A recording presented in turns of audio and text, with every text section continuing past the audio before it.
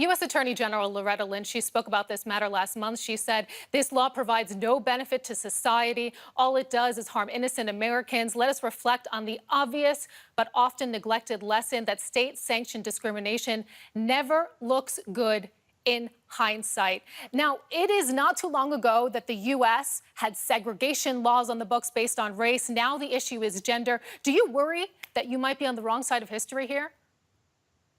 Now, I'm pretty confident that I speak for millions of women, girls, and Americans across this country that being on the right side of history includes protecting and affirming the basic right to bodily privacy and dignity. Men and women should not be forced to undress in the same locker room together. This is common sense. And I have to tell you, as an attorney myself and a woman, I was very troubled by Loretta Lynch's statement. She was sending a very disturbing message to the people in this country that to feel uncomfortable or upset about being forced to undress in the presence of the opposite biological sex is comparable to some of the worst evildoers in our country.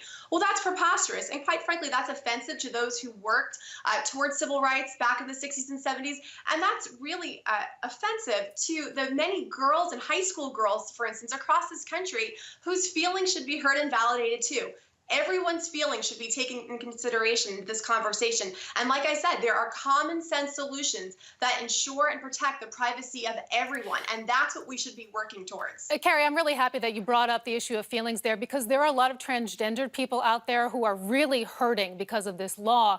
They could be your neighbors, your friends, your colleagues. What do you have to say to them? I say that their feelings matter. Their feelings matter just like the feelings of those who I'm talking about. And that's why good law takes into account the feelings and the needs of everyone.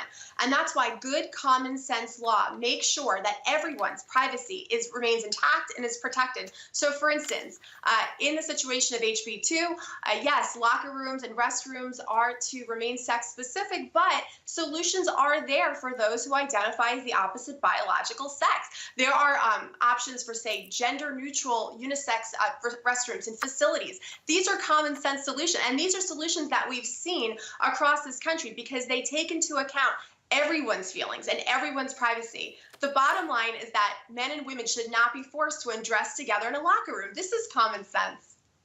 Carrie Kupek, the Communications Director of the Alliance Defending Freedom, thank you very much for sharing with us your view.